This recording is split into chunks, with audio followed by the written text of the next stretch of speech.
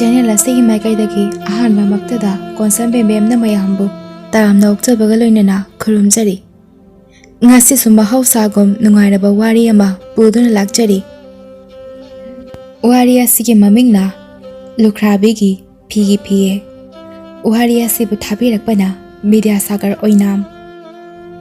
ꯊꯥꯏꯅ ꯅꯤꯡꯊꯧ ꯄꯥꯟꯕ ꯂꯩꯕꯥꯛ ꯑꯃꯗ ꯂꯨꯈ꯭ꯔꯥꯕꯤ ꯑꯃꯒ ꯃꯆꯥꯅꯨꯄꯥ ꯑꯍꯨꯝꯒ ꯂꯣꯏꯅꯅ ꯌꯨꯝꯇꯣꯟꯄꯣꯛ ꯑꯃꯗ ꯂꯩꯔꯝꯃꯤ꯫ ꯃꯆꯥꯅꯨꯄꯥꯒꯤ ꯑꯍꯜꯒꯤ ꯃꯃꯤꯡꯅ ꯆꯥꯎꯕ, ꯌꯥꯏꯃꯒꯤ ꯃꯃꯤꯡꯅ ꯆꯥꯎꯊꯣꯏ ꯑꯃꯗꯤ ꯑꯇꯣꯟꯕ ꯑꯗꯨꯅ ꯊꯧꯕ ꯍꯥꯏꯅ ꯀꯧꯔꯝꯃꯤ꯫ ꯃꯈꯣꯏ ꯑꯍꯨꯝꯃꯛ ꯃꯁꯛꯇ ꯃꯇꯧꯗ ꯑꯋꯥꯠꯄ ꯑꯃꯠꯇ ꯂꯩꯔꯝꯗꯦ꯫ ꯑꯗꯨꯕꯨ ꯃꯆꯤꯟ ꯃꯅꯥꯎꯒꯤ ꯈ꯭ꯋꯥꯏꯗꯒꯤ ꯑꯇꯣꯟꯕ ꯊꯧꯕꯗꯤ ꯃꯌꯥꯝꯕ ꯑꯅꯤꯗꯒꯤ ꯊꯣꯏꯗꯣꯛ ꯍꯦꯟꯗꯣꯛꯄ ꯃꯒꯨꯟ ꯈꯔ ꯃꯈꯩꯗꯤ ꯆꯦꯟꯖꯔꯝꯃꯤ꯫ ꯃꯍꯥꯛꯇꯤ ꯃꯊꯧꯅꯥ ꯂꯩ, ꯃꯔꯤꯡꯖꯦꯜ ꯌꯥꯝꯅ ꯈꯥꯔꯝꯃꯤ,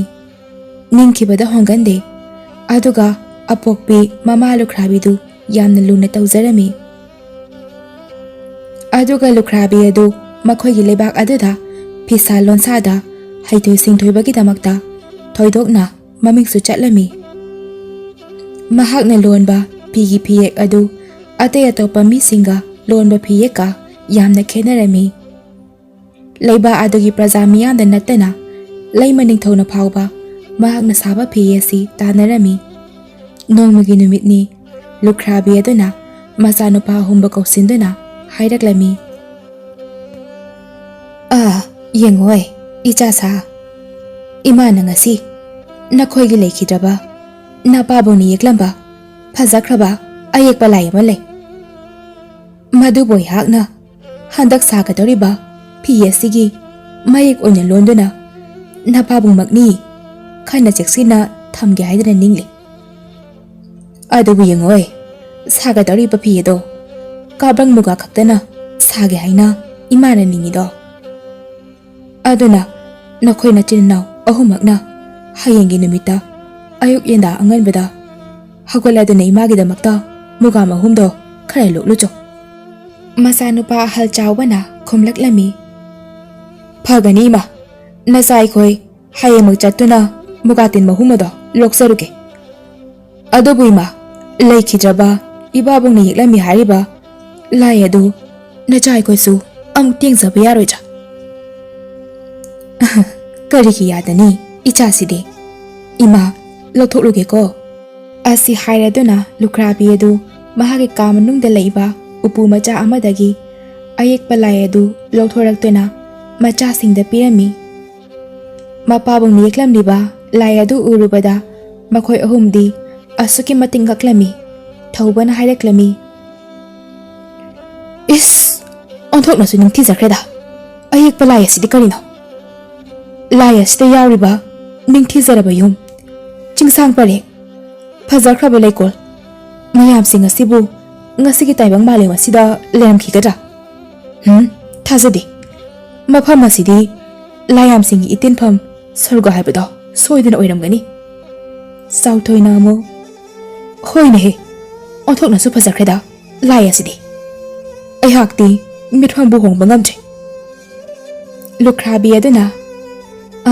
ꯐꯔꯦ ꯁꯤ ꯇꯣꯛꯂꯣ, ꯍꯌꯦꯡ ꯑꯌꯨꯛ ꯉꯟꯅ ꯍꯧꯗꯨꯅ ꯅꯈꯣꯏꯅꯦ ꯃꯨꯒꯥ ꯃꯍꯨꯝ ꯑꯗꯨ ꯊꯤꯔꯨꯔꯣ꯫ ꯆꯠꯂꯣ ꯆꯠꯂꯣ, ꯉꯁꯤꯒꯤꯗꯤ ꯄꯣꯊꯥꯖꯔꯨꯔꯣ꯫ ꯃꯊꯪꯒꯤ ꯑꯌꯨꯛꯅꯤ, ꯃꯆꯤꯟ ꯃꯅꯥꯎ ꯑꯍꯨꯝꯗꯨ ꯉꯟꯅ ꯍꯧꯒꯠꯂꯗꯨꯅ ꯃꯃꯥꯒꯤ ꯐꯤ ꯁꯥꯅꯕꯒꯤꯗꯃꯛꯇ ꯎꯃꯪꯗ ꯃꯨꯒꯥ ꯃꯍꯨꯝ ꯂꯣꯛꯄ ꯂꯥꯛꯂꯝꯃꯤ꯫ ꯑꯗꯨꯕꯨ ꯊꯤꯕ ꯌꯥꯕ ꯊꯤꯔꯕꯁꯨ ꯃꯨꯒꯥ ꯃꯍꯨꯝꯗꯤ ꯑꯃꯠꯇ ꯐꯥꯎꯕ ꯂꯣꯛꯄ ꯐꯪꯂꯝꯗꯦ꯫ ꯃꯁꯤꯗꯒꯤ ꯆꯥꯎꯕꯅ ꯑꯁꯨꯝꯅ ꯍꯥꯏꯔꯛꯂꯝꯃꯤ꯫ ꯏꯅꯥꯎꯁꯥ, ꯉꯁꯤ ꯑꯌꯨꯛ ꯌꯦꯟꯗꯥ ꯑꯉꯟꯕꯗꯒꯤꯅ ꯊꯤꯔꯛꯄꯕꯨ ꯍꯧꯖꯤꯛ ꯐꯥꯎꯕ ꯃꯨꯒꯥꯇꯤꯟ ꯃꯍꯨꯝ ꯑꯗꯨ ꯑꯃꯠꯇꯁꯨ ꯎꯕ ꯐꯪꯗ꯭ꯔꯤ꯫ ꯀꯝꯗꯧꯁꯤꯒꯦ ꯏꯅꯥꯎꯁꯥ? ꯉꯁꯤ ꯑꯁꯤꯕꯨ ꯃꯨꯒꯥ ꯃꯍꯨꯝ ꯂꯣꯛꯄ ꯐꯪꯗꯅ ꯍꯟꯒꯗꯧꯔꯤꯕ꯭ꯔꯥ? ꯏꯃꯥꯅꯗꯤ ꯑꯩꯈꯣꯏ ꯑꯍꯨꯝꯅ ꯃꯨꯒꯥ ꯃꯍꯨꯝ ꯑꯗꯨ ꯄꯨꯔꯛꯀꯅꯤ ꯍꯥꯏꯗꯨꯅ ꯉꯥꯏꯗꯨꯅ ꯁꯣꯏꯗꯅ ꯂꯩꯔꯝꯒꯅꯤ꯫ ꯊꯧꯕꯅ ꯍꯥꯏꯔꯛꯂꯝꯃꯤ꯫ ꯇꯥꯆꯧ, ꯑꯔꯣꯏꯕ ꯑꯣꯏꯅ ꯑꯁꯣꯝꯒꯤ ꯑꯋꯥꯡ ꯊꯪꯕꯔꯣꯝ ꯑꯁꯤꯗ ꯑꯃꯨꯛꯇꯪꯒ ꯆꯠꯇꯅ ꯌꯦꯡꯉꯨꯁꯤ꯫ ꯐꯔꯦ ꯐꯔꯦ, ꯂꯥꯛꯑꯣ ꯆꯠꯂꯁꯤ, ꯑꯁꯣꯝꯗ ꯑꯃꯨꯛ ꯌꯦꯡꯂꯨꯕ ꯍꯥꯏꯕꯗꯨꯅꯤ꯫ ꯃꯁꯤꯗꯒꯤ ꯃꯈꯣꯏ ꯑꯍꯨꯝ ꯑꯗꯨ ꯑꯋꯥꯡꯂꯣꯝ ꯊꯪꯕ ꯎꯃꯪꯒꯤ ꯁꯔꯨꯛ ꯑꯗꯣꯝꯗ ꯃꯨꯒꯥ ꯇꯤꯟ ꯂꯩꯕ꯭ꯔꯥ ꯍꯥꯏꯗꯨꯅ ꯊꯤꯕ ꯍꯧꯔꯛꯂꯝꯃꯤ꯫ ꯃꯇꯝ ꯑꯁꯤꯃꯛꯇꯗ ꯀꯗꯣꯝꯗꯒꯤꯅꯣ ꯈꯪꯗꯕ ꯈꯣꯟꯖꯦꯜ ꯑꯃꯅ ꯌꯥꯝꯅ ꯑꯋꯥ ꯆꯩꯅꯥ ꯈꯥꯡꯂꯒ ꯑꯁꯨꯝꯅ ꯂꯥꯎꯔꯛꯂꯝꯃꯤ꯫ ꯀꯅꯥ ꯀꯅꯥ ꯂꯩꯕꯒꯦ? ꯑꯩꯕꯨ ꯑꯃꯨꯛꯇ ꯀꯟꯕꯤꯌꯨ꯫ ꯑꯩꯍꯥꯛꯀꯤ ꯈꯣꯡ ꯑꯁꯤ ꯇꯤꯡꯈꯪ ꯄꯥꯟꯕ ꯎꯔꯤ ꯑꯁꯤꯅ ꯌꯦꯠꯇꯨꯅ ꯐꯥꯖꯤꯟꯈ꯭ꯔꯦ꯫ ꯇꯤꯡꯈꯪꯁꯤꯡ ꯑꯁꯤꯅ ꯊꯤꯟꯕꯗ ꯑꯩꯍꯥꯛꯀꯤ ꯈꯣꯡ ꯑꯁꯤ ꯏꯈꯦꯡꯗꯅ ꯄꯨꯡꯉꯥꯡ ꯉꯥꯡꯂꯦ꯫ ꯊꯧꯖꯥꯜ ꯍꯩꯕ ꯀꯅꯥꯕꯨ ꯂꯩꯕꯒꯦ? ꯑꯩꯍꯥꯛꯀꯤ ꯑꯋꯥꯕꯁꯤ ꯎꯕꯤꯗꯨꯅ ꯑꯃꯨꯛꯇꯗꯤ ꯃꯇꯦꯡ ꯄꯥꯡꯕꯤꯌꯨ꯫ ꯈꯣꯟꯖꯦꯜ ꯑꯁꯤ ꯇꯥꯕꯗ ꯃꯆꯤꯟ ꯃꯅꯥꯎ ꯑꯍꯨꯝ ꯑꯗꯨ ꯑꯃꯒ ꯑꯃꯒ ꯌꯦꯡꯅꯗꯨꯅ ꯂꯩꯔꯝꯃꯤ꯫ ꯊꯧꯕꯅ ꯍꯥꯏꯔꯛꯂꯝꯃꯤ꯫ ꯇꯥꯆꯧ, ꯇꯌꯥꯏ, ꯀꯅꯥꯒꯨꯝꯕ ꯑꯃ ꯑꯋꯥꯕ ꯇꯥꯔꯕ ꯃꯥꯜꯂꯦ꯫ ꯀꯗꯣꯝꯗꯒꯤ ꯂꯥꯛꯂꯤꯕ ꯈꯣꯟꯖꯦꯜꯅꯣ? ꯑꯃꯨꯛꯇ ꯌꯦꯡꯂꯒ ꯑꯃꯨꯛꯇꯪ ꯃꯇꯦꯡ ꯄꯥꯡꯕꯤꯁꯤ꯫ ꯆꯥꯎꯕꯅ ꯉꯥꯏꯈꯣ ꯊꯧꯕ, ꯎꯃꯪ ꯑꯁꯤ ꯑꯩꯈꯣꯏꯅ ꯍꯥꯟꯅ ꯑꯃꯨꯛꯇ ꯂꯥꯛꯄꯁꯨ ꯅꯠꯇ꯭ꯔꯤ꯫ ꯑꯗꯨꯅ ꯃꯐꯝ ꯑꯁꯤ ꯑꯐꯕꯕꯨ ꯑꯣꯏꯔꯤꯕ꯭ꯔꯥ ꯐꯠꯇꯕꯕꯨ ꯑꯣꯏꯔꯤꯕ꯭ꯔꯥ ꯍꯥꯏꯕꯗꯨ ꯈꯪꯕ ꯅꯠꯇ꯭ꯔꯤ꯫ ꯀꯔꯤꯒꯨꯝꯕ ꯐꯠꯇꯕ ꯂꯥꯏꯅꯒ ꯃꯌꯥ ꯇꯧꯕ ꯑꯣꯏꯔꯝꯂꯕꯗꯤ ꯑꯩꯈꯣꯏ ꯑꯋꯥꯐꯝꯗ ꯁꯣꯏꯗꯅ ꯇꯥꯒꯅꯤ꯫ ꯆꯥꯎꯊꯣꯏꯅ ꯑꯃꯨꯛ ꯇꯥꯆꯧꯅ ꯍꯥꯏꯔꯤꯕꯁꯤ ꯆꯨꯝꯃꯤ꯫ ꯊꯧꯕ, ꯅꯍꯥꯛ ꯇꯥꯈꯤꯅꯨ, ꯑꯃꯨꯛꯇ ꯃꯑꯣꯡ ꯌꯦꯡꯈꯤꯁꯤ꯫ ꯇꯥꯟꯖꯥ ꯑꯁꯤꯃꯛꯇꯗ ꯈꯣꯟꯖꯦꯜ ꯑꯗꯨ ꯑꯃꯨꯛꯀꯁꯨ ꯑꯁꯨꯝꯅ ꯑꯌꯣ ꯅꯥꯍꯩꯔꯗꯨꯅ ꯍꯥꯏꯔꯛꯂꯝꯃꯤ꯫ ꯑꯌꯣ ꯑꯌꯣ, ꯑꯩꯕꯨ ꯑꯃꯨꯛꯇꯗꯤ ꯀꯟꯕꯤꯌꯨ, ꯀꯅꯥ ꯂꯩꯕꯒꯦ? ꯇꯥꯆꯧ, ꯑꯩꯍꯥꯛꯅ ꯈꯟꯕꯗꯗꯤ ꯀꯔꯤꯁꯨ ꯐꯠꯇꯕꯗꯤ ꯑꯣꯏꯔꯝꯒꯗꯕ ꯃꯥꯟꯗꯦ꯫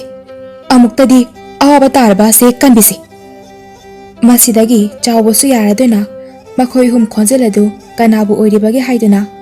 ꯈꯣꯟꯖꯦꯜ ꯑꯗꯨꯅ ꯂꯥꯛꯂꯤꯕ ꯃꯥꯏꯀꯩ ꯇꯝꯅ ꯆꯪꯁꯤꯜꯂꯛꯂꯝꯃꯤ꯫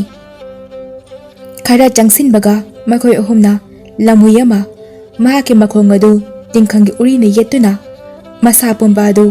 ꯏꯈꯦꯡꯇꯅ ꯄꯨꯡꯉꯥꯡ ꯉꯥꯡꯗꯨꯅ ꯂꯩꯔꯤꯕ ꯑꯗꯨ ꯊꯦꯡꯅꯔꯝꯃꯤ꯫ ꯃꯆꯤꯟ ꯃꯅꯥꯎ ꯆꯪꯗꯨꯅ ꯂꯝꯍꯨꯏ ꯑꯗꯨꯕꯨ ꯂꯧꯊꯣꯛꯄꯤꯔꯝꯃꯤ꯫ ꯃꯁꯤꯗꯒꯤꯗꯤ ꯂꯝꯍꯨꯏ ꯑꯗꯨꯅ ꯑꯁꯨꯝꯅ ꯍꯥꯏꯔꯛꯂꯝꯃꯤ꯫ ꯍꯦ ꯊꯧꯖꯥꯜ ꯍꯩꯔꯕ ꯃꯔꯨꯞꯁꯥ, ꯅꯈꯣꯏꯅ ꯑꯩꯍꯥꯛꯀꯤ ꯊꯋꯥꯏ ꯑꯁꯤꯕꯨ ꯀꯟꯕꯤꯕꯒꯤꯗꯃꯛꯇ ꯅꯈꯣꯏꯕꯨ ꯑꯩꯍꯥꯛꯅ ꯍꯥꯏꯅꯤꯡꯉꯥꯏ ꯂꯩꯇꯅ ꯊꯥꯒꯠꯆꯔꯤ꯫ ꯃꯇꯥꯡ ꯆꯥꯕ ꯇꯥꯟꯖꯥ ꯑꯃꯗ ꯅꯈꯣꯏꯒꯤ ꯃꯇꯦꯡ ꯑꯩꯍꯥꯛꯅ ꯁꯣꯏꯗꯅ ꯄꯥꯡꯖꯒꯦ꯫ ꯑꯗꯨꯕꯨ ꯃꯔꯨꯞ, ꯅꯈꯣꯏ ꯑꯍꯨꯝꯕꯨ ꯐꯝ ꯑꯁꯤꯗ ꯀꯔꯤ ꯇꯧꯕ ꯂꯥꯛꯂꯤꯕꯅꯣ? ꯊꯧꯕꯅ ꯅꯨꯡꯁꯤꯕ ꯃꯔꯨꯞ, ꯑꯩꯈꯣꯏ ꯃꯐꯝ ꯑꯁꯤꯗ ꯏꯃꯥꯒꯤ ꯐꯤ ꯁꯥꯅꯅꯕ ꯃꯨꯒꯥ ꯃꯍꯨꯝ ꯂꯣꯛꯄ ꯂꯥꯛꯆꯕꯅꯤ꯫ ꯑꯗꯨꯕꯨ ꯂꯥꯏꯕꯛꯅ ꯊꯤꯔꯤꯕꯁꯨ ꯃꯨꯒꯥ ꯃꯍꯨꯝ ꯑꯃꯠꯇꯁꯨ ꯑꯩꯈꯣꯏꯅ ꯊꯤꯕ ꯐꯪꯗ꯭ꯔꯦ꯫ ꯍꯥ, ꯃꯨꯒꯥ ꯃꯍꯨꯝ ꯍꯥꯏꯕ? ꯃꯗꯨꯒꯤ ꯑꯣꯏꯔꯕꯗꯤ ꯋꯥꯔꯒꯅꯨ ꯃꯔꯨꯞ, ꯂꯥꯛꯑꯣ ꯑꯩꯒꯤ ꯇꯨꯡ ꯏꯟꯕꯤꯔꯛꯑꯣ꯫ ꯑꯩꯍꯥꯛ ꯃꯨꯒꯥ ꯃꯍꯨꯝ ꯑꯗꯣ ꯌꯥꯝꯅ ꯂꯩꯕ ꯃꯐꯝ ꯑꯃꯗ ꯁꯣꯏꯗꯅ ꯄꯨꯖꯒꯦ꯫ ꯑꯁꯤ ꯍꯥꯏꯔꯗꯨꯅ ꯂꯝꯍꯨꯏ ꯑꯃꯗꯤ ꯃꯆꯤꯟ ꯃꯅꯥꯎ ꯑꯍꯨꯝ ꯑꯗꯨ ꯃꯨꯒꯥ ꯇꯤꯟ ꯌꯥꯝꯅ ꯂꯩꯕ ꯃꯐꯝ ꯑꯃꯗ ꯂꯥꯛꯂꯝꯃꯤ꯫ ꯃꯐꯝ ꯑꯗꯨ ꯀꯥꯕ꯭ꯔꯪ ꯄꯥꯝꯕꯤꯇꯅ ꯅꯝꯅ ꯍꯧꯏ꯫ ꯃꯨꯒꯥ ꯃꯍꯨꯝꯁꯤꯡ ꯑꯗꯨ ꯎꯕꯗ ꯉꯁꯤ ꯃꯈꯣꯏ ꯃꯨꯒꯥ ꯃꯍꯨꯝ ꯐꯪꯂꯔꯣꯏꯗ꯭ꯔꯥ ꯈꯟꯗꯨꯅ ꯊꯋꯥꯏ ꯋꯥꯖꯔꯝꯕ ꯃꯆꯤन ꯃꯅꯥꯎ ꯑꯍꯨꯝ ꯑꯗꯨ ꯃꯊ꯭ꯋꯥꯏ ꯌꯥꯝꯅ ꯅꯨꯡꯉꯥꯏꯖꯔꯝꯃꯤ꯫ ꯑꯗꯨꯒ ꯐꯤ ꯁꯥꯕ ꯀꯣꯟꯅꯒꯗꯕ ꯃꯨꯒꯥ ꯃꯍꯨꯝ ꯂꯣꯛꯄ ꯂꯣꯏꯔꯒ ꯆꯥꯎꯕꯅ ꯂꯝꯍꯨꯏ ꯑꯗꯨꯗ ꯍꯥꯏꯔꯛꯂꯝꯃꯤ꯫ ꯅꯨꯡꯁꯤꯔꯕ ꯃꯔꯨꯞ, ꯅꯍꯥꯛꯅ ꯑꯩꯈꯣꯏꯒꯤꯗꯃꯛꯇ ꯃꯇꯦꯡ ꯄꯥꯡꯕꯤꯔꯤꯕꯁꯦ ꯑꯁꯦꯡꯕ ꯄꯦꯟꯖꯕ ꯂꯩꯇ꯭ꯔꯦ꯫ ꯅꯣꯡꯃ ꯃꯇꯥꯡ ꯆꯥꯕꯗ ꯃꯔꯨꯞ ꯅꯍꯥꯛꯀ ꯑꯩꯈꯣꯏꯒ ꯑꯃꯨꯛ ꯊꯦꯡꯅꯁꯤꯀꯣ꯫ ꯃꯔꯨꯞ, ꯅꯈꯣꯏꯅ ꯑꯩꯍꯥꯛꯀꯤꯁꯨ ꯊꯋꯥꯏ ꯑꯁꯤꯕꯨ ꯀꯟꯕꯤꯔꯤꯕꯁꯤꯗꯤ ꯃꯗꯨꯒꯤꯗꯃꯛ ꯑꯩꯍꯥꯛꯅꯁꯨ ꯅꯈꯣꯏꯒꯤꯗꯃꯛꯇ ꯑꯉꯝꯕ ꯃꯇꯦꯡ ꯈꯔ ꯄꯥꯡꯖꯕꯒꯤ ꯋꯥꯅꯤ꯫ ꯃꯁꯤꯅꯁꯨ ꯃꯔꯨꯞ ꯂꯣꯏꯕ ꯅꯠꯇ꯭ꯔꯤ꯫ ꯑꯩꯍꯥꯛꯅ ꯍꯦꯛ ꯉꯝꯂꯤꯕ ꯃꯈꯩ ꯃꯔꯨꯞ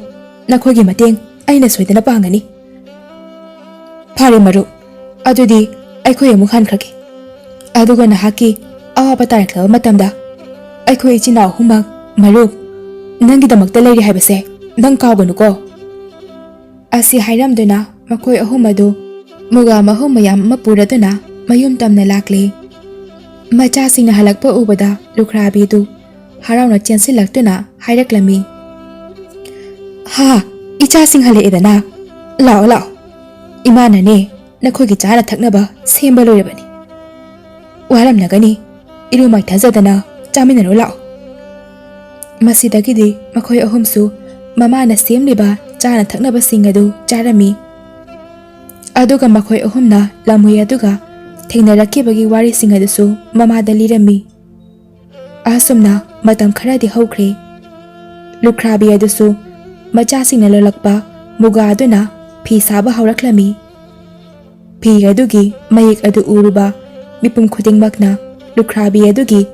ꯐꯤꯌꯦꯛ ꯑꯗꯨꯇꯕꯨ ꯁꯛꯅ ꯁꯣꯟꯅꯔꯝꯃꯤ꯫ ꯃꯤꯌꯥꯝꯅꯁꯨ ꯉꯥꯡꯅꯔꯛꯄꯗꯒꯤ ꯍꯧꯖꯤꯛꯇꯤ ꯂꯨꯈ꯭ꯔꯥꯕꯤ ꯑꯗꯨꯒꯤ ꯅꯤꯡꯊꯤꯖꯔꯕ ꯐꯤꯌꯦꯛ ꯑꯗꯨꯒꯤ ꯄꯥꯎ ꯑꯗꯨ ꯂꯩꯕꯥꯛ ꯅꯤꯡꯊꯧꯒꯤ ꯅꯥꯀꯣꯡ ꯌꯧꯔꯝꯃꯤ꯫ ꯅꯤꯡꯊꯧꯅ ꯃꯅꯥꯏ ꯑꯃꯗ ꯑꯁꯨꯝ ꯌꯥꯊꯪ ꯄꯤꯔꯛꯂꯝꯃꯤ꯫ ꯑꯩꯒꯤ ꯑꯆꯥꯟꯕ ꯏꯅꯥꯏꯁꯥ, ꯍꯟꯗꯛ ꯑꯩꯈꯣꯏꯒꯤ ꯂꯩꯕꯥꯛꯁꯤꯗ ꯂꯩꯕꯥꯛ ꯃꯤꯌꯥꯝꯅ ꯐꯤ ꯁꯥꯕꯤ ꯂꯨꯈ꯭ꯔꯥꯕꯤ ꯑꯃꯒꯤ ꯐꯤꯌꯦꯛ ꯑꯗꯨꯒꯤꯗꯃꯛꯇ ꯉꯥꯡꯅꯔꯤꯕ ꯁꯥꯟꯅꯔꯤꯕꯁꯤꯡ ꯑꯁꯤꯕꯨ ꯀꯗꯥꯏ ꯐꯥꯎꯕ ꯆꯨꯝꯂꯤꯕꯒꯦ ꯍꯥꯏꯌꯨ ꯇꯥꯁꯤ꯫ ꯃꯅꯥꯏ ꯑꯃꯅ, ꯏꯅꯤꯡꯊꯧ, ꯋꯥꯐꯝ ꯑꯗꯨ ꯑꯆꯨꯝꯕ ꯋꯥꯐꯝꯅꯤ꯫ ꯅꯅꯥꯏ ꯑꯩꯍꯥꯛ ꯏꯁꯥꯃꯛ ꯃꯤꯌꯥꯝꯅ ꯉꯥꯡꯅꯕꯗꯨꯗ ꯂꯨꯈ꯭ꯔꯥꯕꯤꯅ ꯁꯥꯔꯤꯕ ꯑꯗꯨꯒꯤ ꯃꯌꯦꯛ ꯑꯗꯣ ꯌꯦꯡꯅꯤꯡꯃꯟꯈ꯭ꯔꯗꯅ ꯆꯠꯇꯨꯅ ꯌꯦꯡꯖꯔꯨꯔꯦ꯫ ꯏꯁ, ꯑꯣꯟꯊꯣꯛꯅ ꯐꯖꯈ꯭ꯔꯦ! ꯑꯩꯍꯥꯛꯅ ꯍꯥꯏꯕꯗ ꯋꯥꯠꯂꯅꯤ꯫ ꯐꯤ ꯃꯥꯒꯤ ꯐꯖꯕ ꯑꯗꯨꯅꯇ ꯃꯍꯦꯜꯂꯅꯤ ꯏꯅꯤꯡꯊꯧ꯫ ꯂꯥꯏꯔꯦꯝꯕꯤ ꯃꯌꯥꯝꯅ ꯄꯨꯟꯁꯤꯟꯗꯨꯅ ꯃꯄꯨ ꯏꯕꯨꯡꯉꯣ ꯃꯍꯥꯛꯀꯤꯗꯃꯛꯇ ꯁꯥꯕ ꯐꯤꯗꯨ ꯃꯉꯥꯏ, ꯃꯄꯥ ꯂꯩꯇꯅ ꯐꯖꯈ꯭ꯔꯦ, ꯑꯣꯟꯊꯣꯛꯅ ꯐꯖꯈ꯭ꯔꯦ ꯏꯅꯤꯡꯊꯧ꯫ ꯃꯗꯨꯅꯕꯨ ꯑꯆꯨꯝꯕꯃꯛꯇ ꯑꯣꯏꯔꯕꯗꯤ ꯅꯤꯡꯊꯧ ꯑꯩꯍꯥꯛ ꯏꯁꯥꯃꯛ ꯆꯠꯇꯨꯅ ꯂꯨꯈ꯭ꯔꯥꯕꯤ ꯑꯗꯨꯒꯤ ꯐꯤ ꯑꯗꯣ ꯍꯦꯛꯇ ꯌꯦꯡꯂꯨꯔꯒꯦ꯫ ꯃꯅꯥꯏ ꯑꯃꯗ ꯑꯃꯨꯛ ꯑꯣꯟꯁꯤꯜꯂꯗꯨꯅ ꯍꯥꯏꯔꯛꯏ꯫ ꯍꯥꯏ, ꯅꯈꯣꯏ ꯀꯅꯥ ꯂꯩꯕꯒꯦ? ꯍꯧꯖꯤꯛꯃꯛ ꯂꯨꯈ꯭ꯔꯥꯕꯤꯒꯤ ꯃꯌꯨꯝꯗ ꯆꯠꯅꯅꯕ ꯁꯦꯝ ꯁꯥꯎ꯫ ꯑꯁꯨꯝꯅ ꯅꯤꯡꯊꯧ ꯑꯗꯨ ꯃꯅꯥꯏ ꯃꯁꯟ ꯈꯔꯒ ꯂꯣꯏꯅꯗꯨꯅ ꯂꯨꯈ꯭ꯔꯥꯕꯤ ꯑꯗꯨꯒꯤ ꯃꯌꯨꯝꯗ ꯂꯥꯛꯂꯝꯃꯤ꯫ ꯅꯤꯡꯊꯧ ꯂꯥꯛꯄ ꯑꯗꯨ ꯃꯥꯡꯒꯣꯜꯗꯒꯤ ꯃꯆꯤ ꯑꯃꯗ ꯐꯤ ꯁꯥꯗꯨꯅ ꯂꯩꯔꯤꯕ ꯂꯨꯈ꯭ꯔꯥꯕꯤ ꯑꯗꯨꯅ ꯎꯔꯦ꯫ ꯐꯤꯁꯥ ꯀꯣꯟꯗꯒꯤ ꯐꯨꯛ ꯍꯧꯒꯠꯇꯨꯅ ꯅꯤꯡꯊꯧ ꯑꯗꯨꯕꯨ ꯇꯔꯥꯝꯅ ꯑꯣꯛꯂꯗꯨꯅ ꯍꯥꯏꯔꯛꯂꯝꯃꯤ꯫ ꯏꯅꯤꯡꯊꯧ, ꯅꯅꯥꯏ ꯇꯣꯜꯂꯕꯤꯅ ꯈꯨꯔꯨꯝꯖꯔꯤ꯫ ꯇꯣꯜꯂꯕꯤ ꯑꯩꯍꯥꯛꯀꯤ ꯌꯨꯝꯗ ꯏꯅꯤꯡꯊꯧꯅ ꯂꯦꯡꯕꯤꯔꯛꯄꯕꯨ ꯀꯔꯤ ꯑꯔꯨꯕ ꯊꯧꯒꯥꯏ ꯂꯩꯕꯤꯕꯒꯦ? ꯏꯕꯦꯝꯃ, ꯑꯩꯍꯥꯛ ꯂꯥꯛꯂꯤꯕ ꯑꯁꯤ ꯅꯍꯥꯛꯅ ꯁꯥꯔꯤꯕ ꯐꯤ ꯑꯗꯨ ꯑꯃꯨꯛꯇꯪ ꯌꯦꯡꯒꯦ ꯍꯥꯏꯗꯨꯅ ꯂꯥꯛꯂꯤꯕꯅꯤ꯫ ꯀꯗꯥꯏ ꯅꯍꯥꯛꯅ ꯁꯥꯔꯤꯕ ꯐꯤꯗꯣ ꯑꯩꯕꯨ ꯑꯃꯨꯛꯇ ꯌꯦꯡꯒꯦ꯫ ꯃꯁꯤ ꯍꯥꯏꯔꯗꯨꯅ ꯅꯤꯡꯊꯧ ꯑꯗꯨ ꯂꯨꯈ꯭ꯔꯥꯕꯤꯗꯨꯅ ꯁꯥꯔꯤꯕ ꯃꯌꯦꯛ ꯑꯗꯨ ꯌꯦꯡꯂꯝꯃꯤ꯫ ꯐꯤ ꯑꯗꯨꯒꯤ ꯐꯖꯔꯕ ꯃꯆꯨ, ꯄꯨꯛꯅꯤꯡ ꯍꯨꯔꯕ ꯃꯌꯦꯛ, ꯃꯗꯨꯁꯤꯡꯗꯨ ꯎꯔꯨꯕꯗ ꯅꯤꯡꯊꯧꯗꯤ ꯄꯨꯡꯉꯥꯎ ꯍꯦꯛ ꯉꯥꯎꯈ꯭ꯔꯦ꯫ ꯂꯨꯈ꯭ꯔꯥꯕꯤ ꯑꯗꯨꯗ ꯑꯣꯟꯁꯤꯟꯗꯨꯅ ꯍꯥꯏꯔꯛꯏ꯫ ꯏꯁ, ꯑꯣꯟꯊꯣꯛꯅꯁꯨ ꯅꯤꯡꯊꯤꯖꯈ꯭ꯔꯦꯗꯀꯣ ꯅꯍꯥꯛꯀꯤ ꯐꯤꯌꯦꯛ ꯑꯁꯤꯗꯤ꯫ ꯐꯤ ꯑꯁꯤꯗ ꯌꯦꯛꯂꯤꯕ ꯃꯌꯦꯛ ꯑꯁꯤꯗꯤ ꯁꯔꯒ ꯍꯥꯏꯕ ꯂꯩꯕꯥꯛ ꯑꯗꯨꯕꯨ ꯑꯣꯏꯔꯝꯒꯗꯕ ꯃꯥꯜꯂꯤ꯫ ꯅꯍꯥꯛꯀꯤ ꯐꯤ ꯑꯁꯤ ꯑꯩꯉꯣꯟꯗ ꯄꯤꯔꯣ꯫ ꯅꯍꯥꯛꯅ ꯑꯄꯥꯝꯕ ꯐꯤ ꯑꯁꯤꯒꯤ ꯃꯃꯜꯗꯨ ꯑꯩꯉꯣꯟꯗ ꯍꯥꯏꯌꯨ꯫ ꯁꯅꯥ ꯀꯌా ꯄꯥꯝꯕꯒꯦ? ꯂꯨꯄꯥ ꯀꯌꯥ ꯄꯤꯌꯨꯒꯦ? ꯏꯅꯤꯡꯊꯧ, ꯅꯅꯥꯏ ꯑꯩꯍꯥꯛꯄꯨ ꯑꯃꯨꯛꯇ ꯉꯥꯛꯄꯤꯌꯨ꯫ ꯐꯤ ꯑꯁꯤꯗ ꯑꯩꯍꯥꯛꯅ ꯂꯩꯈꯤꯗ꯭ꯔꯕ ꯑꯩꯍꯥꯛꯀꯤ ꯏꯄꯨꯔꯣꯏꯕꯒꯤꯗꯃꯛꯇ ꯅꯤꯡꯁꯤꯡ ꯈꯨꯗꯝ ꯑꯣꯏꯅ ꯅꯅꯥꯏ ꯑꯩꯅ ꯁꯥꯖꯕꯅꯤ꯫ ꯑꯗꯨꯅ ꯅꯅꯥꯏ ꯑꯩꯍꯥꯛꯅ ꯏꯅꯤꯡꯊꯧꯅ ꯇꯥꯛꯄꯤꯔꯤꯕ ꯋꯥꯐꯝ ꯑꯗꯨ ꯌꯥꯕ ꯉꯝꯖꯔꯣꯏꯗꯧꯔꯤ꯫ ꯅꯍꯥꯛꯀꯤ ꯂꯩꯈꯤꯗ꯭ꯔꯕ ꯅꯄꯨꯔꯣꯏꯕꯒꯤ ꯅꯤꯡꯁꯤꯡ ꯈꯨꯗꯝ ꯑꯣꯏꯅ ꯁꯥꯖꯕ ꯐꯤꯅꯤ ꯍꯥꯏꯕ? ꯐꯔꯦ, ꯑꯗꯨ ꯉꯥꯏꯈꯣ ꯏꯕꯦꯝꯃ, ꯅꯍꯥꯛꯅ ꯁꯥꯔꯤꯕ ꯐꯤ ꯑꯁꯤꯒꯤ ꯃꯌꯦꯛ ꯑꯁꯤ ꯑꯩꯍꯥꯛꯀꯤ ꯏꯆꯥꯅꯨꯄꯤ ꯃꯉꯥꯜꯂꯩꯕꯤꯗꯁꯨ ꯇꯝꯕꯤꯕ ꯉꯝꯒꯗ꯭ꯔꯥ? ꯍꯣꯏ ꯏꯅꯤꯡꯊꯧ, ꯑꯩꯍꯥꯛ ꯃꯆꯥ ꯏꯕꯦꯝꯃ ꯃꯉꯥꯜꯂꯩꯕꯤꯗ ꯐꯤ ꯑꯁꯤꯒꯤ ꯃꯌꯦꯛ ꯑꯁꯤ ꯁꯥꯕ ꯍꯩꯅꯅꯕ ꯇꯥꯛꯆꯒꯦ꯫ ꯑꯗꯨꯕꯨ ꯏꯅꯤꯡꯊꯧ, ꯃꯆꯥ ꯏꯕꯦꯝꯃꯕꯨ ꯇꯣꯜꯂꯕꯤ ꯂꯨꯈ꯭ꯔꯥꯕꯤ ꯑꯩꯍꯥꯛꯅ ꯇꯥꯛꯆꯕꯗ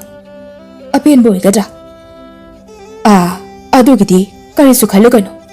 ꯅꯈꯣꯏꯅ ꯍꯦꯟꯅ ꯈꯪꯂꯝꯒꯅꯤ ꯑꯩꯍꯥꯛꯀꯤ ꯏꯆꯥꯅꯨꯄꯤ ꯃꯉꯥꯜꯂꯩꯕꯤꯗꯤ ꯃꯤꯅꯨꯡꯁꯤ ꯂꯩꯕꯤ, ꯊꯧꯖꯥꯜ ꯍꯩꯕꯤꯅꯤ꯫ ꯑꯗꯨꯅ ꯅꯍꯥꯛꯅ ꯃꯥꯕꯨ ꯇꯥꯛꯄꯤꯕ ꯃꯇꯝꯗ ꯃꯍꯥꯛꯅꯁꯨ ꯍꯔꯥꯎꯅ ꯁꯣꯏꯗꯅ ꯂꯧꯒꯅꯤ꯫ ꯃꯁꯦ ꯑꯩꯍꯥꯛꯅ ꯊꯥꯖꯩ꯫ ꯐꯔꯦ ꯏꯅꯤꯡꯊꯧ, ꯃꯆꯥ ꯏꯕꯦꯝꯃꯅꯕꯨ ꯌꯥꯕꯤꯔꯕꯗꯤ ꯑꯩꯍꯥꯛꯀꯤꯗꯤ ꯂꯥꯏꯕꯛ ꯐꯕꯅꯤ꯫ ꯐꯔꯦ,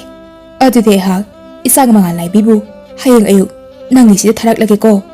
ꯉꯁꯤꯒꯤꯗꯤ ꯑꯩ ꯆꯠꯂꯒꯦ꯫ ꯑꯁꯤ ꯍꯥꯏꯔꯝꯂꯒ ꯅꯤꯡꯊꯧ ꯑꯗꯨ ꯃꯅꯥꯏꯁꯤꯡ ꯑꯗꯨꯒ ꯂꯣꯏꯅꯅ ꯆꯠꯈꯤꯔꯝꯃꯤ꯫ ꯃꯊꯪꯒꯤ ꯑꯌꯨꯛꯅꯤ꯫ ꯃꯆꯥ ꯏꯕꯦꯝꯃ ꯃꯉꯥꯜꯂꯩꯕꯤ ꯑꯗꯨ ꯃꯍꯥꯛꯀꯤ ꯑꯆꯥꯟꯕꯤ ꯃꯅꯥꯏ ꯑꯃꯒ ꯂꯣꯏꯅꯗꯨꯅ ꯂꯨꯈ꯭ꯔꯥꯕꯤ ꯑꯗꯨꯒꯤ ꯃꯌꯨꯝꯗ ꯊꯨꯡꯂꯔꯦ꯫ ꯂꯨꯈ꯭ꯔꯥꯕꯤ ꯑꯗꯨꯅ ꯃꯈꯣꯏꯕꯨ ꯍꯔꯥꯎꯅ ꯀꯧꯁꯤꯟꯕꯤꯔꯝꯃꯤ꯫ ꯃꯉꯥꯜꯂꯩꯕꯤꯅ ꯂꯨꯈ꯭ꯔꯥꯕꯤ ꯑꯗꯨꯗ ꯃꯍꯥꯛꯀꯤ ꯐꯤꯌꯦꯛ ꯑꯗꯨꯕꯨ ꯌꯦꯡꯂꯗꯨꯅ ꯍꯥꯏꯔꯛꯂꯝꯃꯤ꯫ ꯏꯁ, ꯏꯃꯥ, ꯑꯣꯟꯊꯣꯛꯅ ꯐꯖꯈ꯭ꯔꯦꯗ! Iben gi phi si de. Masimang noi batai. Ehak ki pai bungona ehak pu iben gi rakka chatuna phiek asibu saba tamrudaba ya de haidana takpirak libase. Iben nasu ehak pu phiek asi saba amuktari tambi. Masai bema nana iben ehak masai bema bu soidna tamjake. Phisa ko na sida leksin biro. Ehak apuna phi ase samina duna nana e taksarake. Asomna lukrabi aduna mangal naibibu phiek adubu saba ningthizana takpirami. Matam kharadi mangal naibi adu lukrabi adugi mayumda nungtigi laktuna phi sarami. Aduga mahaki mathamoida lona thaubabu nungsibagi mami takre. Adubu khudingmak ase thauba masana di khangjade. Mangal naibina mathamoida lona nungsijaba khaktani. Nongmagi numitni ngasidi mangal naibi adu mahaki achanbi manai amatasu yaudana mathanta lukrabidigi mayumda phi saba laklami.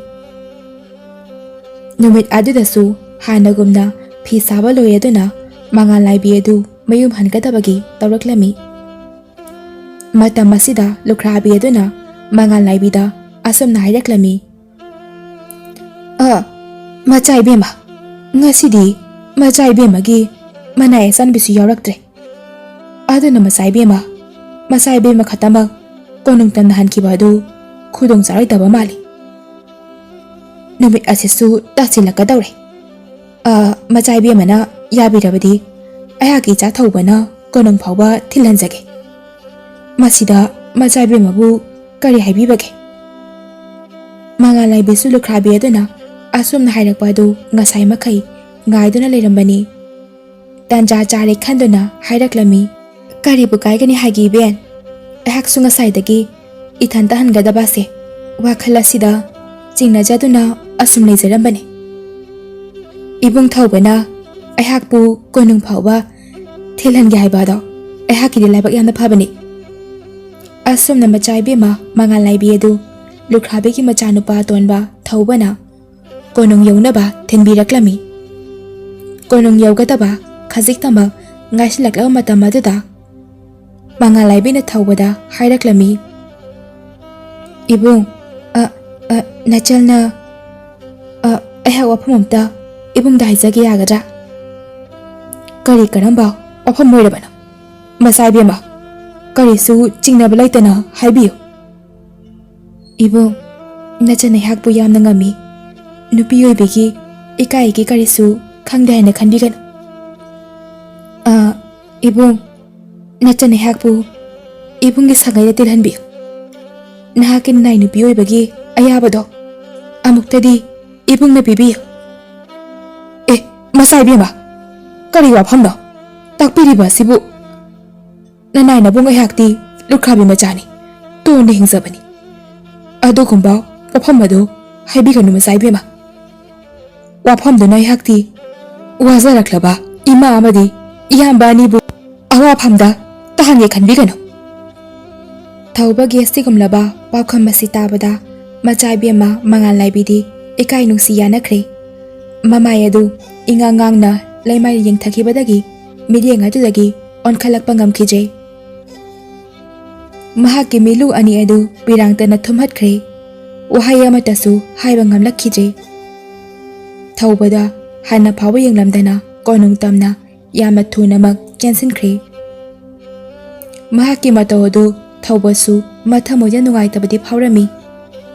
Mangal naibina chensinkiba adu yengladuna asumna chonjarami. Masai bema ayhakbu warauganuko nahakti laibuk phabini leibak asigi mama oigadoribani aduga ayhakti atonba sagaida pokpani nangaigadi lambi tongan tongale asi hayaduna maksu mayum tamna halaklami. Mathangi ayukni mangal naibidi lukrabi adugi manakta phi sabadu ngasidi lakhije. Lukrabi aduna mathamoida khanjarami. Kari toba yauraba jano masa bema adubu ngasidi laktriba sibo nungti numit khudengidi ayuk ngana ngana he lakpanida. Asum tawna matam kharadi hawkhre masai bi mama nga laibidu lukhrabi adugi mayumda amuk hana lakhije mahak laklamba mahakna lukhrabi adudagi phi saba tamkiba khudingma adu tapna kaunakre aduga haujiti lukhrabi adugi phiyek adusu mapung phana loisinba loirami mama gi phiyek adu lonba loirabada masa thaubana mama da haireklami ima phiyasi lonba mapung phana loirba natro loirabadi phiyasi kaklaga ningthina thamjanbi kroima hoi hayeng oina ne kaglasi bungo ngasi gidine ima su wari pothara ge masu hoi ima pothabiro ima gi phiyasi hayeng oina kaglasi mathangi ayukni numit adu yamna kanba nonglei nusit amasu tawrami lukhrabi aduna mahaki konda leiba phi adu kakpa hauraklami phi adu hek kakpa loibaga akanba nusit ki sahum amana lukhrabi adugi makuta pariba phi adu humduna atyatama paikhatkiduna pukhirami masa adu ipa pakhatna imungda leiba machanupa humdu lauraduna hairaklami ibungo hai nakoi bu tari bro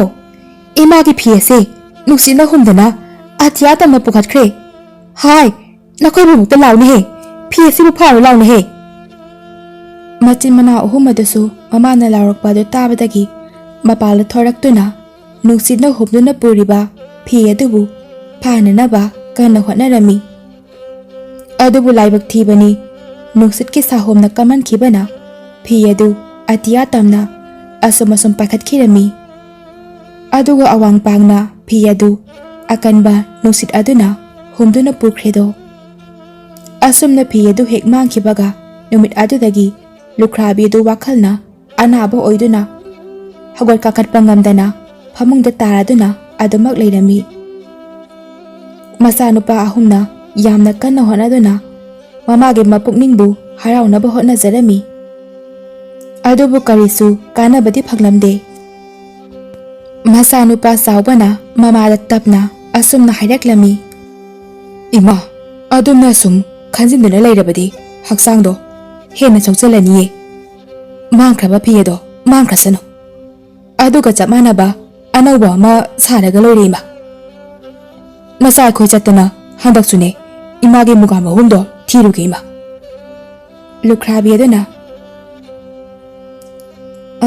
achauba phiyedo imana na babung makni khalaga thawai haksang yauna sakhiba phini leiba asigi mapi mapa oiriba nithona phauba piyu haidana lakwa matamda imana pikhidabani madubu imana matau karamda taraina kawgadoribano phiyadudi chamarak sabe ai adubu chamarak hana sadunasu mangkhiba phiyaduda yauriba napabungi thawai adudi khak halakpa yaroine he thaubana ima phare toklo nasai khoi leiriba sidi ai khoi na phangnaba phiyedo soida thiraga ima da pigani asi hairam laga macha homadu mapala thoraktuna wa tanarami saubana inausa karam tawgani imagi matawasidi asumna sum tawrabadi imagi thawai mangkhiba tare adubu luribadi imagi phiyedu ai khoi na mataw karamna thigadoribano misak amana huran khibani masigi leba asida leibani haina khangbasu nate akal manong leina humduna pukhibani to kamba ma thiruga doribana is luga dorida tawriba sidi sauthoina tacho phiyedo awang pangna nuksina humduna pukhibani na ai khoi awang lomba chatuna thirubana phagadra khanjai maduna chungani phare yengoi nakhoi anina imabu ningthina senaramu ayak hayeng ayuk anganbada awang lomba chatuna phiyedo thiruge adugane kaligumba yakna chelamagi manungda halaktrabadi nakhoi anigi manungdagine amana nayamba yaki khongoli ro ko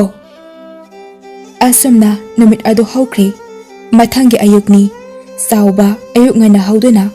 ꯑꯋꯥꯡ ꯄꯥꯡꯅ ꯃꯃꯥꯒꯤ ꯃꯥꯡꯈ꯭ꯔꯕ ꯐꯤ ꯑꯗꯨꯕꯨ ꯊꯤꯕ ꯆꯠꯈ꯭ꯔꯦ꯫ ꯑꯁꯨꯝ ꯂꯥꯛꯄꯅ ꯎꯃꯪ ꯋꯥꯃꯪ ꯀꯌꯥ ꯐꯥꯎꯗꯨꯅ ꯂꯥꯛꯂꯝꯃꯤ꯫ ꯑꯗꯨꯕꯨ ꯃꯃꯥ ꯂꯨꯈ꯭ꯔꯥꯕꯤꯒꯤ ꯐꯤ ꯑꯗꯨ ꯐꯪꯕꯒꯤ ꯃꯃꯤꯗꯤ ꯏꯎ ꯎꯔꯝꯗꯦ꯫ ꯅꯨꯃꯤꯠ ꯅꯤꯅꯤꯒꯤ ꯃꯇꯨꯡꯗ ꯆꯥꯎꯕ ꯑꯗꯨ ꯌꯥꯝꯅ ꯉꯛꯄ ꯃꯐꯝ ꯑꯃꯗ ꯊꯨꯡꯂꯔꯦ꯫ ꯃꯐꯝ ꯑꯗꯨꯗ ꯌꯨꯝ ꯑꯅꯤꯈꯛꯇꯃꯛ ꯂꯩꯔꯝꯃꯤ꯫ ꯌꯨꯝ ꯑꯅꯤ ꯑꯗꯨ ꯂꯝꯕꯤ ꯑꯃꯒꯤ ꯋꯥꯡꯃꯗ ꯂꯩꯅꯔꯝꯃꯤ꯫ ꯑꯗꯨꯒ ꯌꯨꯝ ꯑꯃꯗꯤ ꯑꯁꯨꯛꯀꯤ ꯃꯇꯤꯛ ꯅꯤꯡꯊꯤꯖꯔꯝꯃꯤ꯫ ꯍꯤꯔꯥ ꯃꯅꯤꯃꯨꯛ ꯇꯥꯅ ꯂꯩꯇꯦꯡꯂꯝꯃꯤ꯫ ꯑꯍꯧꯕ ꯃꯤꯁꯛ ꯑꯃꯠꯇꯅ ꯌꯨꯝ ꯑꯗꯨꯗ ꯆꯪꯅꯤꯡꯂꯣꯏꯗꯕꯒꯤ ꯃꯔꯝ ꯂꯩꯔꯝꯗꯦ꯫ ꯑꯗꯨꯕꯨ ꯑꯇꯣꯞꯄ ꯌꯨꯝ ꯑꯃ ꯑꯗꯨꯗꯤ ꯑꯁꯨꯛꯀꯤ ꯃꯇꯤꯛ ꯃꯥꯜꯂꯝꯃꯤ꯫ ꯌꯥꯝꯅꯁꯨ ꯃꯣꯠꯂꯝꯃꯤ꯫ ꯌꯨꯝ ꯑꯗꯨꯒꯤ ꯑꯍꯣꯕ ꯐꯛꯂꯥꯡ ꯃꯤꯔꯥꯡ ꯊꯥꯡꯂꯕ ꯁꯪꯒꯥꯏ ꯑꯗꯨ ꯎꯕꯗ ꯐꯠꯇꯕ ꯂꯥꯏꯇꯤꯟ ꯀꯌꯥꯒꯤ ꯏꯇꯤꯟꯐꯝꯁꯨ ꯃꯥꯜꯂꯝꯃꯤ꯫ ꯆꯥꯎꯕꯅ ꯃꯊꯃꯣꯏꯗ ꯇꯞꯅ ꯁꯣꯟꯖꯔꯝꯃꯤ꯫ ꯃꯐꯝ ꯑꯁꯤ ꯃꯌꯥꯒꯤ ꯂꯩꯕꯥꯛ ꯁꯣꯏꯗꯅ ꯑꯣꯏꯒꯅꯤ꯫ ꯑꯩꯍꯥꯛ ꯌꯥꯝꯅ ꯆꯦꯛꯁꯤꯟꯗꯕ ꯌꯥꯗꯦ꯫ ꯃꯐꯝ ꯑꯁꯤꯒꯤ ꯃꯌꯥꯗ ꯑꯩꯍꯥꯛ ꯄꯪꯊꯈꯤꯕ ꯇꯥꯔꯕꯗꯤ ꯁꯣꯜꯂꯕ ꯏꯃꯥꯒꯤ ꯐꯤ ꯑꯗꯣ ꯊꯤꯕ ꯐꯪꯈꯤꯗꯕꯁꯨ ꯌꯥꯏ꯫ ꯃꯍꯥꯛꯅ ꯑꯁꯨꯝꯅ ꯈꯟꯗꯨꯅ ꯂꯩꯔꯤꯉꯩꯗ ꯃꯈꯣꯏꯅ ꯃꯨꯒꯥ ꯃꯍꯨꯝ ꯂꯣꯛꯄ ꯆꯠꯄ ꯊꯦꯡꯅꯈꯤꯕ ꯂꯝꯍꯨꯏ ꯑꯗꯨ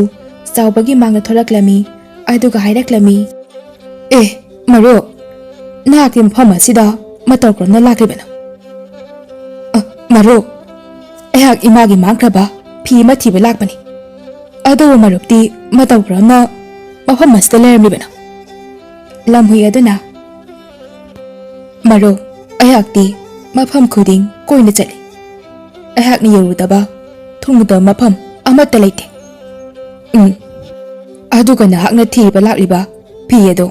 ꯀꯗꯥꯏꯗ ꯀꯅꯥꯒꯤ ꯃꯅꯥꯛꯇ ꯂꯩꯕꯒꯦ ꯍꯥꯏꯕꯁꯨ ꯑꯩꯍꯥꯛ ꯂꯣꯏꯅꯃꯛ ꯈꯪꯏ ꯃꯔꯨꯞ꯫ ꯀꯔꯤ ꯍꯥꯏꯕ?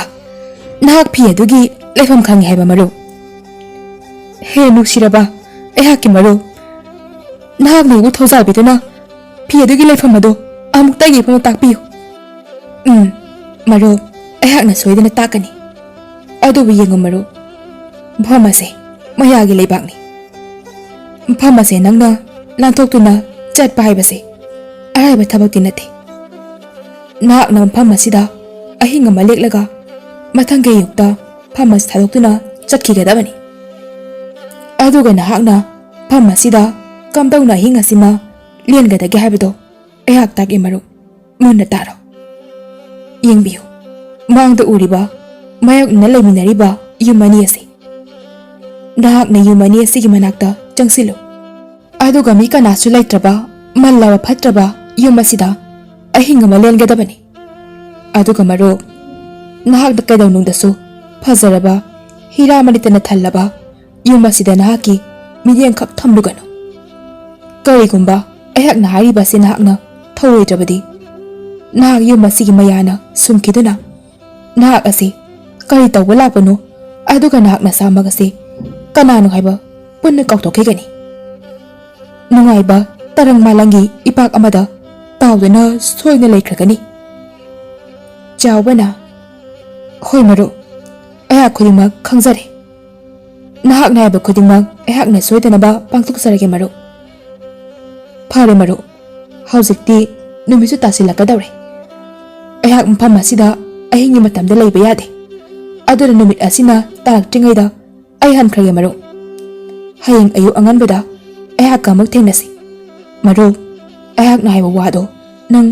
ꯀꯩꯗꯧꯅꯨꯡꯗ ꯀꯥꯎꯊꯣꯛꯄ ꯌꯥꯗꯦꯀꯣ? ꯑꯁꯤ ꯍꯥꯏꯔꯝꯂꯒ ꯂꯝꯍꯨꯏ ꯑꯗꯨ ꯊꯨꯅꯃꯛ ꯃꯐꯝ ꯑꯗꯨꯗꯒꯤ ꯆꯠꯈ꯭ꯔꯦ꯫ ꯆꯥꯎꯕꯁꯨ ꯅꯨꯃꯤꯠ ꯇꯥꯁꯤꯜꯂꯛꯂꯕꯗ ꯌꯨꯝ ꯑꯅꯤ ꯑꯗꯨꯗ ꯂꯩꯔꯤꯕ ꯃꯐꯝ ꯑꯗꯨꯗ ꯆꯪꯁꯤꯜꯂꯛꯂꯝꯃꯤ꯫ ꯌꯨꯝ ꯑꯅꯤ ꯑꯗꯨ ꯍꯦꯛ ꯎꯕꯗ ꯆꯥꯎꯕꯒꯤ ꯊꯃꯣꯏꯗꯁꯨ ꯅꯤꯡꯊꯤꯖꯔꯕ ꯌꯨꯝ ꯑꯗꯨꯅ ꯃꯍꯥꯛꯄꯨ ꯆꯤꯡꯁꯤꯟꯕꯒꯨꯝ ꯇꯧꯔꯛꯂꯝꯃꯤ꯫ ꯑꯗꯨꯕꯨ ꯃꯍꯥꯛ ꯈꯨꯗꯤꯡꯃꯛ ꯈꯪꯖꯤꯟꯗꯨꯅ ꯃꯜꯂꯕ ꯌꯨꯝ ꯑꯗꯨꯗ ꯆꯪꯒꯗꯕꯒꯤ ꯇꯧꯔꯛꯂꯝꯃꯤ꯫ ꯈꯪꯍꯧꯗꯅ ꯅꯤꯡꯊꯤꯖꯔꯕ ꯌꯨꯝ ꯑꯗꯨꯗꯒꯤ ꯃꯁꯛ ꯃꯇꯧ ꯐꯖꯔꯕꯤ ꯆꯨꯡ ꯐꯤꯔꯥꯜ ꯆꯥꯅ ꯅꯨꯄꯤ ꯑꯃ ꯆꯥꯎꯕꯗ ꯇꯞꯅ ꯑꯁꯨꯝꯅ ꯀꯧꯔꯗꯨꯅ ꯍꯥꯏꯔꯛꯂꯝꯃꯤ, ꯏꯕꯨꯡ, ꯀꯗꯣꯝꯗꯅꯣ ꯏꯕꯨꯡꯅ ꯆꯪꯕꯤꯔꯤꯕ ꯑꯗꯨꯕꯣ? ꯅꯍꯥꯛꯅ ꯆꯪꯂꯤꯕ ꯃꯐꯝ ꯑꯗꯨꯗꯤ ꯐꯠꯇꯕ ꯂꯥꯏꯌꯥꯝꯁꯤꯡꯒꯤ ꯇꯤꯟꯐꯝꯅꯤ꯫ ꯇꯥꯏꯕꯪ ꯃꯤꯑꯣꯏꯕ ꯀꯅꯥꯒꯤ ꯂꯩꯐꯝ ꯅꯠꯇꯤꯌꯦ꯫ ꯑꯗꯨꯅ ꯑꯩꯍꯥꯛꯀꯤ ꯌꯨꯝ ꯑꯁꯤꯗ ꯑꯣꯏꯅ ꯑꯍꯤꯡꯁꯤꯃ ꯂꯦꯛꯄꯤꯔꯨ ꯂꯥꯎ ꯏꯕꯨꯡ꯫ ꯅꯨꯄꯤ ꯑꯗꯨꯒꯤ ꯁꯨꯝꯍꯠꯂꯕ ꯈꯣꯟꯖꯦꯜ ꯑꯗꯨ ꯇꯥꯔꯨꯕꯗ ꯆꯥꯎꯕ ꯅꯨꯄꯤ ꯑꯗꯨꯒꯤ ꯁꯛꯇꯝ ꯑꯗꯨ ꯌꯦꯡꯅꯤꯡꯕꯅ ꯂꯥꯡꯇꯛꯅꯔꯝꯃꯤ꯫ ꯐꯥꯊꯕ ꯉꯝꯗ꯭ꯔꯕ ꯃꯃꯥꯏ ꯑꯗꯨ ꯂꯩꯊꯣꯛꯂꯗꯨꯅ ꯅꯨꯄꯤ ꯑꯗꯨꯗ ꯌꯦꯡꯂꯨꯔꯦ꯫ ꯅꯨꯄꯤ ꯑꯗꯨꯒ ꯍꯦꯛ ꯃꯤꯆꯥꯟꯅꯔꯨꯕꯗꯒꯤ ꯆꯥꯎꯕ ꯃꯍꯥꯛ ꯃꯁꯥ ꯑꯁꯤ ꯀꯅꯥꯅꯣ ꯍꯥꯏꯕ ꯀꯥꯎꯊꯣꯛꯈ꯭ꯔꯦ꯫ ꯅꯨꯄꯤ ꯑꯗꯨꯒꯤ ꯐꯖꯕ ꯑꯗꯨꯒ ꯌꯨꯝ ꯑꯗꯨꯒꯤ ꯅꯤꯡꯊꯤꯖꯕꯅ ꯄꯨꯡꯁꯨꯝ ꯍꯦꯛ ꯁꯨꯝꯈ꯭ꯔꯦ꯫ ꯀꯔꯤꯁꯨ ꯍꯥꯏꯔꯨꯕ ꯇꯧꯗꯅ ꯐꯖꯔꯕ ꯌꯨꯝ ꯑꯗꯨꯗ ꯅꯨꯄꯤ ꯑꯗꯨꯒ ꯄꯨꯟꯅ ꯆꯪꯃꯤꯟꯅꯈ꯭ꯔꯦ꯫ ꯃꯊꯪꯒꯤ ꯑꯌꯨꯛ ꯑꯉꯟꯕꯗ ꯂꯝꯍꯨꯏ ꯑꯗꯨ ꯆꯥꯎꯕꯕꯨ ꯂꯝꯖꯤꯡꯗꯨꯅ ꯃꯃꯥꯒꯤ ꯃꯥꯡꯈ꯭ꯔꯕ ꯐꯤ ꯑꯗꯨꯅ ꯂꯩꯔꯤꯕ ꯃꯐꯝ ꯑꯗꯨꯗ ꯆꯠꯂꯨꯅꯕ ꯍꯥꯏꯗꯨꯅ ꯂꯥꯛꯂꯔꯦ꯫ ꯃꯍꯥꯛꯅ ꯆꯥꯎꯕꯒꯤ ꯃꯅꯥꯛꯇ ꯌꯧꯔꯛꯄ ꯃꯇꯝꯗꯗꯤ ꯆꯥꯎꯕ ꯑꯗꯨ ꯐꯖꯔꯕ ꯌꯨꯝ ꯑꯗꯨꯒꯤ ꯃꯌꯥꯅ ꯁꯨꯝꯈ꯭ꯔꯦ ꯍꯥꯏꯕ ꯈꯪꯂꯦ꯫ ꯌꯨꯝ ꯑꯗꯨꯒꯤ ꯃꯌꯥꯅ ꯍꯧꯖꯤꯛꯇꯤ ꯆꯥꯎꯕ ꯈꯨꯗꯤꯡꯃꯛ ꯀꯥꯎꯊꯣꯛꯈ꯭ꯔꯦ꯫ ꯎꯄꯥꯏ ꯂꯩꯇ꯭ꯔꯕ ꯂꯝꯍꯨꯏ ꯑꯗꯨꯅ ꯃꯊꯃꯣꯏꯗ ꯁꯣꯟꯖꯔꯛꯂꯝꯃꯤ꯫ ꯑꯣ ꯃꯔꯨꯞ, ꯑꯣꯟꯊꯣꯛꯅꯁꯨ ꯅꯄꯨꯛꯅꯤꯡ ꯑꯗꯨ ꯋꯥꯔꯛꯄ ꯉꯝꯖꯗꯦꯀꯣ꯫ ꯍꯧꯖꯤꯛꯇꯤ ꯅꯍꯥꯛ ꯐꯖꯔꯕ ꯌꯨꯝ ꯑꯁꯤꯒꯤ ꯃꯌꯥꯅ ꯁꯨꯝꯈ꯭ꯔꯦꯗ꯫ ꯃꯇꯧ ꯀꯔꯝꯅ ꯅꯍꯥꯛꯅ ꯋꯥꯈꯜ ꯑꯃꯨꯛ ꯇꯥꯔꯛꯀꯗꯧꯔꯤꯕꯅꯣ ꯃꯔꯨꯞ? ꯑꯁꯤ ꯍꯥꯏꯔꯗꯨꯅ ꯃꯊ꯭ꯋꯥꯏ ꯅꯨꯡꯉꯥꯏꯇ ꯂꯝꯍꯨꯏ ꯑꯗꯨꯅ ꯆꯥꯎꯕꯕꯨ ꯆꯤꯡꯅ ꯆꯤꯡꯅ ꯌꯦꯡꯗꯨꯅ ꯂꯩꯖꯔꯝꯃꯤ꯫ ꯑꯁꯣꯝꯗꯅ ꯀꯝꯗꯧꯔꯤ? ꯆꯥꯎꯊꯣꯏ ꯑꯃꯗꯤ ꯊꯧꯕ ꯃꯌꯥꯝꯕ ꯆꯥꯎꯕ ꯍꯜꯂꯛꯄ ꯉꯥꯏꯗꯨꯅ ꯂꯩꯔꯝꯃꯤ꯫ ꯆꯌꯣꯜ ꯑꯃ ꯍꯦꯟꯖꯤꯜꯂꯛꯂꯕ ꯐꯥꯎꯕꯗ ꯃꯌꯥꯝꯕꯗꯣ ꯍꯜꯂꯛꯇ꯭ꯔꯕꯗ ꯃꯈꯣꯏ ꯑꯅꯤ ꯅꯨꯡꯁꯥ ꯌꯥꯝꯅ ꯊꯤꯔꯝꯃꯤ꯫ ꯊꯧꯕꯅ ꯍꯥꯏꯔꯛꯂꯝꯃꯤ, ꯇꯌꯥꯏ, ꯉꯁꯤꯒ ꯊꯥꯔꯒ ꯆꯌꯣꯜ ꯑꯃꯒ ꯅꯨꯃꯤꯠ ꯅꯤꯅꯤ ꯁꯨꯔꯦ ꯇꯥꯆꯧꯅ ꯍꯜꯂꯛꯇ꯭ꯔꯤꯕ ꯑꯁꯤ꯫ ꯑꯗꯨꯅ ꯇꯌꯥꯏꯅ ꯏꯃꯥꯕꯨ ꯁꯦꯟꯅꯕꯤꯔꯝꯃꯨ, ꯑꯩꯍꯥꯛ ꯇꯥꯆꯧꯒꯤ ꯈꯣꯡꯒꯨꯜ ꯂꯤꯖꯔꯨꯒꯦ꯫ ꯉꯥꯏꯈꯣ ꯉꯥꯏꯈꯣ ꯊꯧꯕ, ꯅꯍꯥꯛꯇꯤ ꯌꯥꯝꯅ ꯑꯉꯥꯡ ꯑꯣꯏꯔꯤ꯫ ꯀꯔꯝꯅ ꯑꯩꯍꯥꯛ ꯂꯩꯅ ꯂꯩꯅ ꯅꯍꯥꯛꯄꯨ ꯑꯩꯅ ꯊꯥꯗꯣꯛꯀꯗꯧꯔꯤꯕꯅꯣ?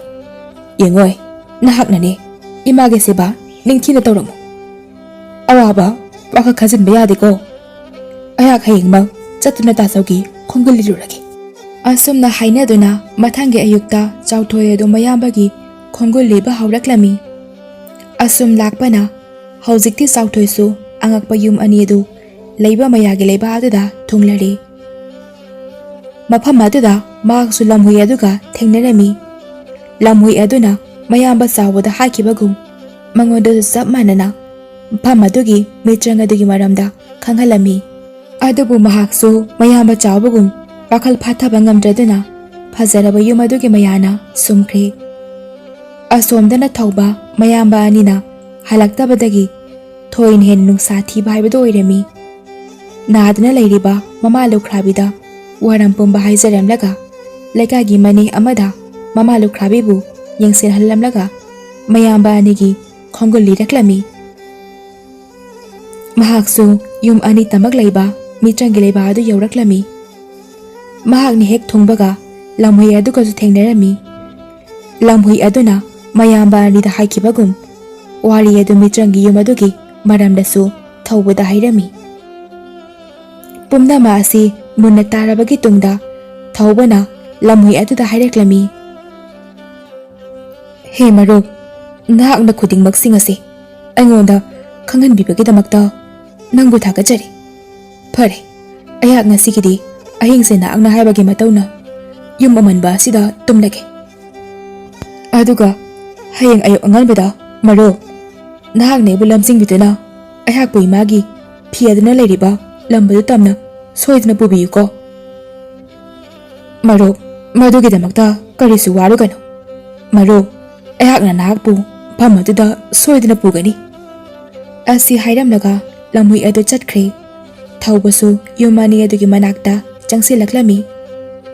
ꯃꯍꯥꯛꯅ ꯃꯜꯂꯕ ꯌꯨꯝ ꯑꯗꯨꯗ ꯆꯪꯒꯗꯕꯒꯤ ꯇꯧꯔꯛꯄ ꯃꯇꯝ ꯑꯗꯨꯗ ꯃꯌꯥꯝꯕ ꯑꯅꯤꯅ ꯇꯧꯈꯤꯕꯒꯨꯝ ꯃꯉꯣꯟꯗꯁꯨ ꯐꯖꯔꯕ ꯌꯨꯝ ꯑꯗꯨꯅ ꯁꯨꯝꯍꯠꯅꯕ ꯍꯣꯠꯅꯔꯝꯃꯤ꯫ ꯑꯗꯨꯕꯨ ꯊꯧꯕꯗꯤ ꯃꯊꯃꯣꯏꯕꯨ ꯐꯥꯖꯤꯟꯗꯨꯅ ꯃꯄꯨꯛꯅꯤꯡꯗ ꯆꯞ ꯌꯨꯡꯅ ꯂꯦꯞꯇꯨꯅ ꯍꯥꯟꯅ ꯐꯥꯎꯕ ꯌꯦꯡꯂꯝꯗꯅ ꯃꯜꯂꯕ ꯌꯨꯝ ꯑꯗꯨꯒꯤ ꯃꯅꯨꯡꯗ ꯊꯨꯅꯃꯛ ꯆꯪꯁꯤꯟꯈ꯭ꯔꯦ꯫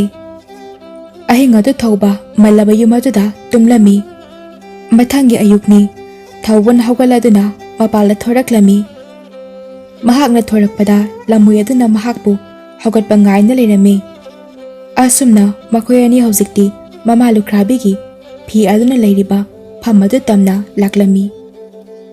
ꯑꯁꯨꯝ ꯂꯥꯛꯄꯗ ꯂꯝꯍꯨꯏ ꯑꯗꯨꯅ ꯊꯧꯕꯗ ꯍꯥꯏꯔꯛꯂꯝꯃꯤ, "ꯑꯦ ꯃꯔꯨꯞ,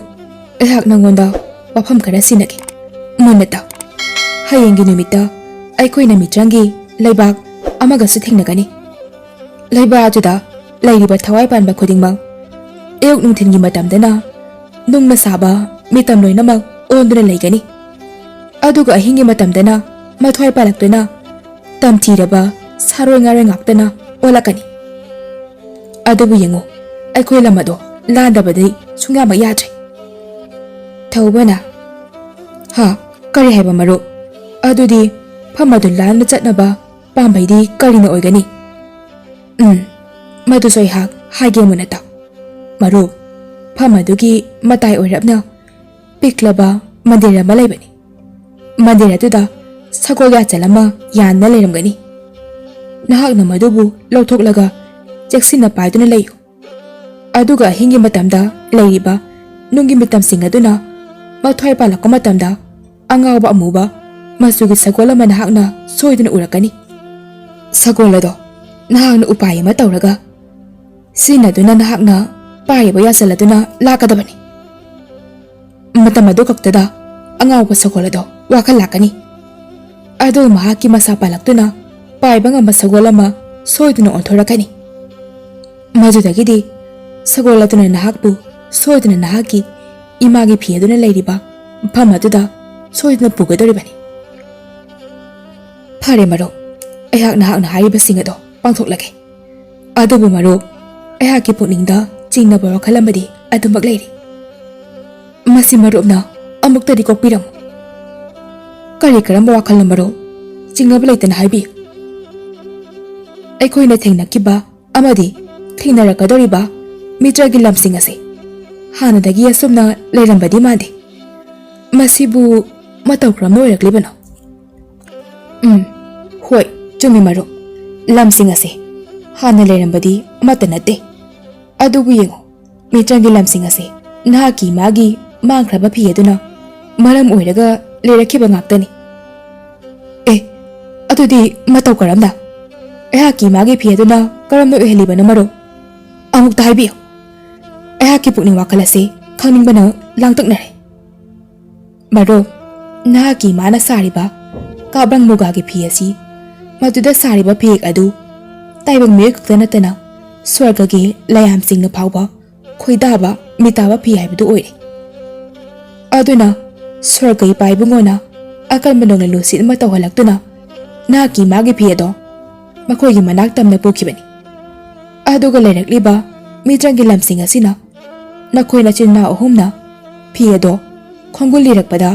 ꯈꯣꯡꯂꯧ ꯄꯣꯠꯂꯧ ꯑꯣꯏꯅꯅꯕ ꯃꯈꯣꯏꯒꯤ ꯃꯅꯥꯛꯇ ꯌꯧꯔꯛꯄ ꯉꯝꯗꯅꯕ ꯁꯥꯐꯣꯡꯂꯝꯕ ꯃꯤꯇ꯭ꯔꯒꯤ ꯂꯝꯁꯤꯡꯅꯤ꯫ ꯑꯣ, ꯂꯥꯏꯌꯥꯝꯁꯤꯡꯅ ꯐꯥꯎꯕ ꯑꯩꯍꯥꯛꯀꯤ ꯏꯃꯥꯒꯤ ꯐꯤ ꯑꯁꯤꯕꯨ ꯈꯣꯏꯗꯥꯔꯝꯂꯕ꯫ ꯃꯔꯨꯞ, ꯅꯍꯥꯛꯅ ꯏꯐꯝꯗ ꯈꯨꯗꯤꯡꯃꯛꯁꯤꯡ ꯑꯁꯤ ꯍꯥꯏꯕꯤꯕꯒꯤꯗꯃꯛꯇ ꯍꯟꯅ ꯍꯟꯅ ꯊꯥꯒꯠꯆꯔꯤ꯫ ꯑꯗꯨꯕꯨ ꯃꯔꯨꯞ, ꯅꯍꯥꯛꯅ ꯃꯇꯧ ꯀꯔꯝꯅ ꯈꯨꯗꯤꯡꯃꯛꯁꯤꯡ ꯑꯁꯤ ꯂꯣꯏꯅ ꯈꯪꯂꯤꯕꯅꯣ?" "ꯃꯔꯨꯞ, ꯑꯩꯍꯥꯛꯅ ꯈꯨꯗꯤꯡꯃꯛꯁꯤꯡ ꯑꯁꯤ ꯈꯪꯂꯝꯕꯒꯤ ꯃꯔꯝꯁꯨ ꯑꯩꯍꯥꯛ ꯅꯣꯡꯃ ꯅꯉꯣꯟꯗ ꯁꯣꯏꯗꯅ ꯍꯥꯏꯖꯒꯦ꯫ ꯑꯗꯨꯕꯨ ꯍꯧꯖꯤꯛꯀꯤ ꯑꯣꯏꯅꯗꯤ ꯑꯩꯉꯣꯟꯗ ꯃꯔꯝꯁꯤꯡ ꯑꯁꯤ ꯍꯪꯂꯅꯨ ꯃꯔꯨꯞ"꯫ ꯃꯁꯤꯗꯒꯤꯗꯤ ꯊꯧꯕꯁꯨ ꯃꯈꯥ ꯇꯥꯅ ꯍꯪꯂꯨꯗ꯭ꯔꯦ꯫ ꯑꯁꯨꯝꯅ ꯃꯊꯪꯒꯤ ꯅꯨꯃꯤꯠꯇꯗꯤ ꯅꯨꯡꯅ ꯁꯥꯕ ꯃꯤꯇꯝ ꯉꯥꯛꯇ ꯂꯩꯕ ꯃꯤꯇ꯭ꯔꯪꯒꯤ ꯂꯝ ꯑꯗꯨꯗ ꯃꯈꯣꯏ ꯑꯅꯤꯃꯛ ꯊꯨꯡꯂꯔꯤ꯫ ꯂꯝꯍꯨꯏ ꯑꯗꯨꯅ ꯊꯧꯕꯗ ꯆꯦꯛꯁꯤꯟꯅ ꯂꯩꯅꯅꯕ ꯍꯥꯏꯔꯝꯂꯒ ꯂꯝꯍꯨꯏ ꯑꯗꯨꯗꯤ ꯃꯐꯝ ꯑꯗꯨ ꯊꯥꯗꯣꯛꯇꯨꯅ ꯆꯠꯈꯤꯔꯝꯃꯤ꯫ ꯊꯧꯕꯁꯨ ꯂꯝꯍꯨꯏ ꯑꯗꯨꯅ ꯇꯥꯛꯂꯝꯕ ꯃꯇꯨꯡ ꯏꯟꯅ ꯑꯍꯤꯡꯒꯤ ꯃꯇꯝ ꯑꯣꯏꯔꯛꯇ꯭ꯔꯤꯉꯩꯗ ꯃꯟꯗꯤꯔ ꯑꯗꯨꯒꯤ ꯐꯛꯂꯥꯡꯗ ꯌꯥꯟꯗꯨꯅ ꯂꯩꯔꯤꯕ ꯁꯒꯣꯜ ꯌꯥꯆꯜ ꯑꯗꯨ ꯂꯧꯊꯣꯛꯂꯗꯨꯅ ꯆꯦꯛꯁꯤꯟꯅ ꯄꯥꯏꯗꯨꯅ ꯂꯩꯈ꯭ꯔꯦ꯫ ꯑꯍꯤꯡꯒꯤ ꯃꯇꯝ ꯑꯣꯏꯔꯛꯂꯕꯗ ꯅꯨꯡꯒꯤ ꯃꯤꯇꯝ ꯑꯣꯟꯗꯨꯅ ꯂꯩꯔꯝꯕꯁꯤꯡ ꯑꯗꯨ ꯃꯊ꯭ꯋꯥꯏ ꯄꯥꯜꯂꯛꯇꯨꯅ ꯌꯥꯝꯅ ꯇꯝꯊꯤꯔꯕ ꯁꯔꯣꯏ ꯉꯥꯔꯣꯏ ꯉꯥꯛꯇꯃꯛ ꯑꯣꯟꯊꯣꯔꯛꯂꯝꯃꯤ꯫ ꯃꯇꯧꯁꯤꯡ ꯑꯗꯨ ꯊꯧꯕꯅ ꯃꯟꯗꯤꯔ ꯑꯗꯨꯗꯒꯤ ꯂꯨꯝꯗꯨꯅ ꯂꯣꯟꯅ ꯌꯦꯡꯗꯨꯅ ꯂꯩꯔꯝꯃꯤ꯫ ꯉꯥꯏꯍꯥꯛ ꯂꯩꯕꯒ ꯂꯝꯍꯨꯏ ꯑꯗꯨꯅ ꯍꯥꯏꯔꯝꯕꯒꯨꯝꯅ ꯑꯉꯥꯎꯕ ꯁꯒꯣꯜ ꯑꯃ ꯁꯔꯣꯏ ꯉꯥꯔꯣꯏ ꯃꯌꯥꯝꯁꯤꯡ ꯑꯗꯨꯒꯤ ꯃꯔꯛꯇ ꯀꯣꯏꯆꯦꯟ ꯆꯦꯜꯂꯛꯂꯤꯕ ꯑꯗꯨ ꯊꯧꯕꯅ ꯎꯔꯝꯃꯤ꯫ ꯃꯊꯃꯣꯏꯗ ꯁꯣꯟꯖꯔꯝꯃꯤ꯫ "ꯑꯣ, ꯃꯁꯤꯗ ꯂꯩꯔꯦꯗꯅ ꯑꯉꯥꯎꯕ ꯁꯒꯣꯜ ꯑꯗꯣ! Is lugadawrida matau karamna aihakna saroi marai mayam marak asida changsinduna sagol asida yachal asi lakani. Aihak ngahak lumduna tanza ama yengiki. Asi hairaduna matang saba tanza ama ngairaduna leirami. Ngai hak leibaga sagol adu mandir adugi manakta chen duna sanaraklami. Masidagi lumna leiramba thaubasu matang chari khaladuna siragasi changlaga changhaiduna tholakduna angawba sagol adabu yasa laknanaba honaraklami. Mahakna tawriba adu leiramliba saroi ngarai mayam aduna urido khakna nokladuna saroi amana hairaklami. Hai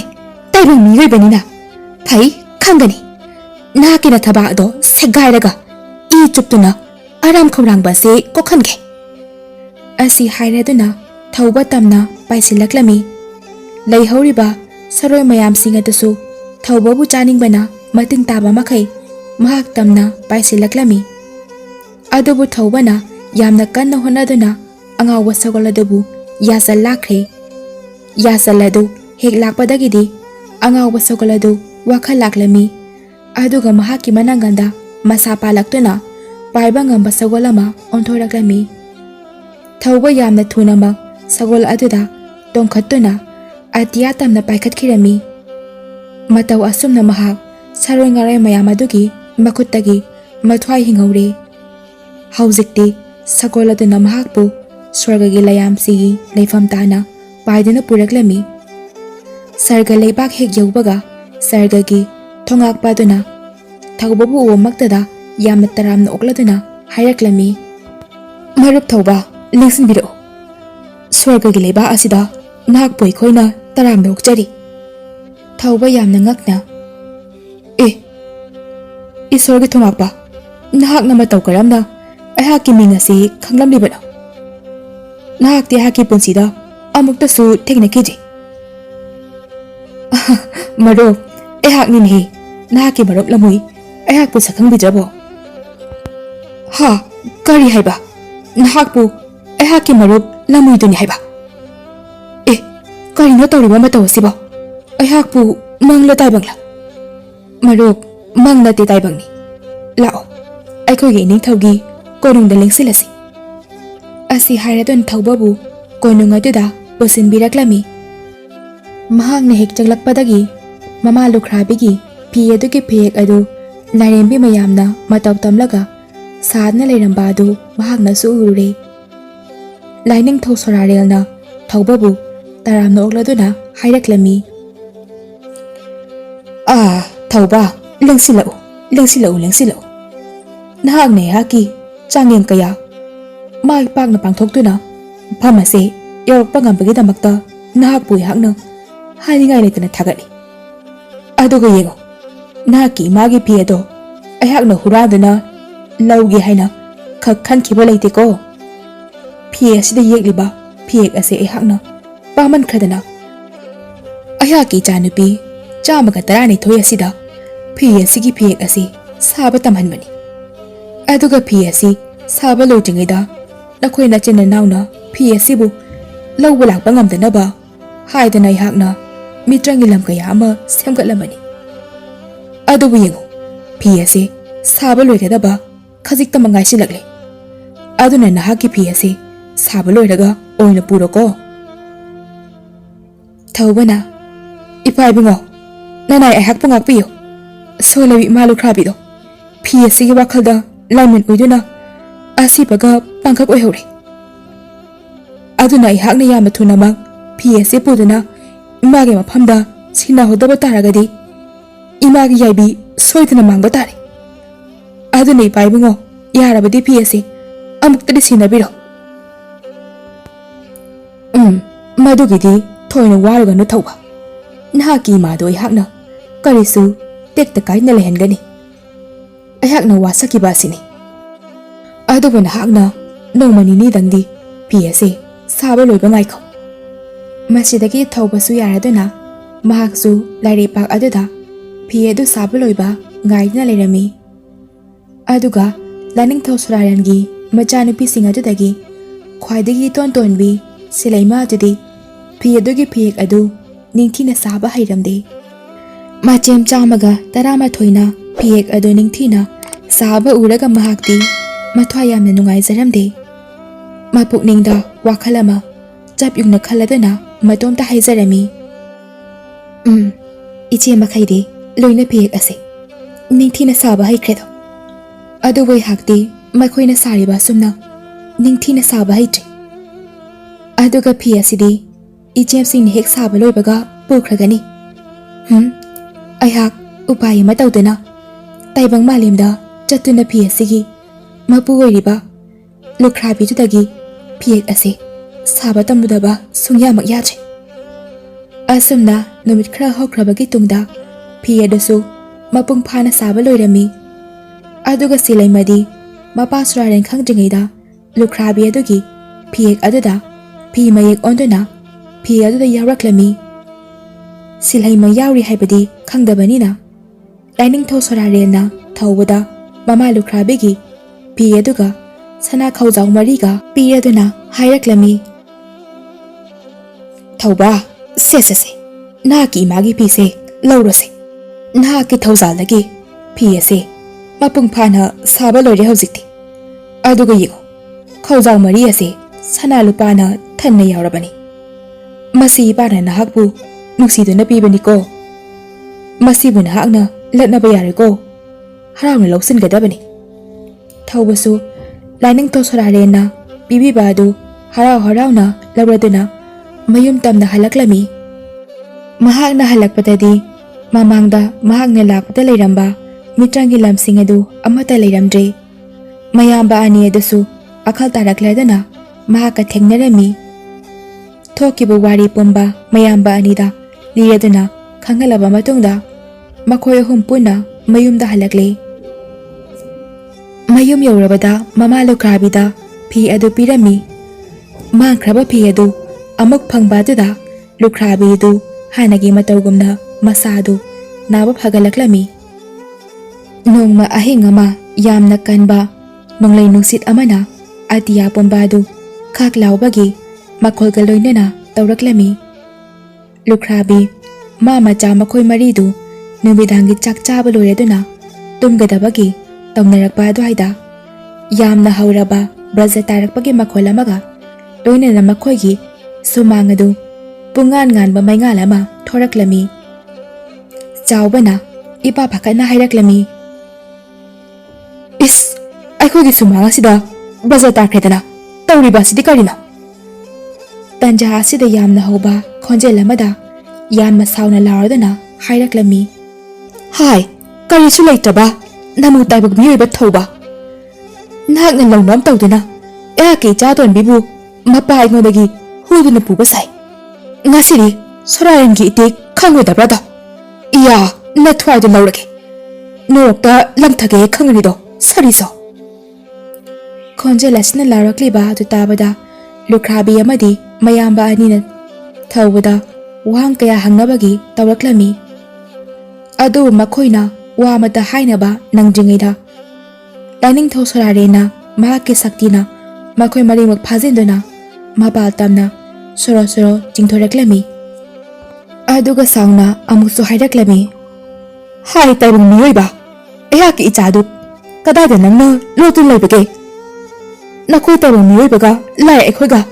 मतौ करमना लौना लैनदुना लैबा यागदगे मदुदि लायदना सगना सनौ फाउबा यादेनहे एहाकना थौबना hockey नथौना लैबा अदुदा नुसिना लुना चाना तौरि हाइदना एहाकु नागनो उसी थौइदबा सारदना खंगरिदो ngасidi थौबना हे थौबा इपाइ बुंगो करिगा वाफमनो ननाइ तोलबा इंगोंदा हाइबिरिबा दुबो ननाइ एहाकपु इपाइ बुंगोगी इसा तोनबिबु पुदुना खक्च सखिदे ननाइ एहाकपु थाजबियो सोलबी मा लांजरबा यामबाबु ओपिगनो ननाइ एहाकना खुरुदना हाइजरी इपाइ बुंगो इया हौजिक फाउबा ओइदबा वा मिनम्बसु सारी नहाकी आइबिएसे लौर मतमदता अयाक्या साउबा से फाथबा गगनी थौबना इपाइ बुंगो nanai ahakna haizari ba se zumbani ayak ibai bungo gisani pie ton biedu pudo sade hanna na sumina li phai khamdani asi hairadana lining thosrarelna akibage sakta mamaga loina na thawbabu thawraba thangsang amana yanthagadabagi tawraklami mata masida lukhrabigi phiek ondre loliba silai mardu chenthurakleduna mapa suraren gi makhong paiduna kapjerami ipai bungo maral ke sulai zedraba thawbagi abibu lobigano khodima nacha haki irali ehang ima lukhabi asigi phiek ase ningthina iche matai gumna sabai tabagi damakta ima sidagi tamjagi khanduna lona thawbagi matung ina zakibani aduga makhoidi ahak lodna leiri haibase khangjatabani ba ibungo ha kari haiba hai lamke pi laire bi amoina nahak tawo miyoibaga sokna samraba yade haibasi nang khangdabra kari gi nahak naigi ayaba yauda tawang balemda khungdaruri ha madugi chapchaba charak nahak phangani khango lukhrabi adana he tabang mapu adon haibigano phanggadaba charak pumbalu nanai ngonda loine pibiyo khuding mak singasi masigi haurak phamasi eha ki phek asina oirere aduna tabang semang mapu nanai to labigi yabi asi laudana asawa to phathabiro hai tabang miyoiba matudi hayo kaligino na hakna tabang miyoiba ta natana layam singna phawba khoidana ba mitana ba phiek asi kaligidamakta saroribana nahakna phajakraba phiek ase saruba sima nahakina egadoribani tabang semapu nanai hakna phiek ase sajakhibadi ayaki phiek asibu kalak mi hona naba sajakhibana chade phiek asida sariba phiek ase ayaki lekhidaba ipuroibani yeklamba laini masibu hakna phiek oina saduna lekhidaba ipuroba makni khanduna lasage haiduna sajarubani adubo hojikti phiek asina maram oiraga khudingmak obhamda tagadawre aduna ayaki yaibi asena lobiro aduga phi asibusu matam chupagi oina manghan bikro phare toklo nahaki wadu tabada ayake sawa pomba loina kawkre aduga yengo nahaki phi atuda yawiba phajakraba mafam yum loina ma ehakna nakhoi impham asida chap manana thokalamlaki masibu nahakna napuraba makni khanduna lacharo aduga impham aduda namana janungaina himina zaruro aduga nahaki phi adu matam chupagi oina lotuna thamkro natrabadi nahaki phi aduna mayam oiraga namana chagi punsida khudong tiba kaya ama nanglakigani asi hairaduna phiek aduda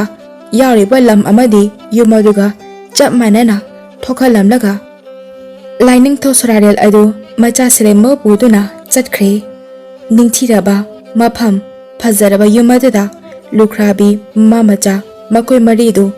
hojikti nungaina pankhirami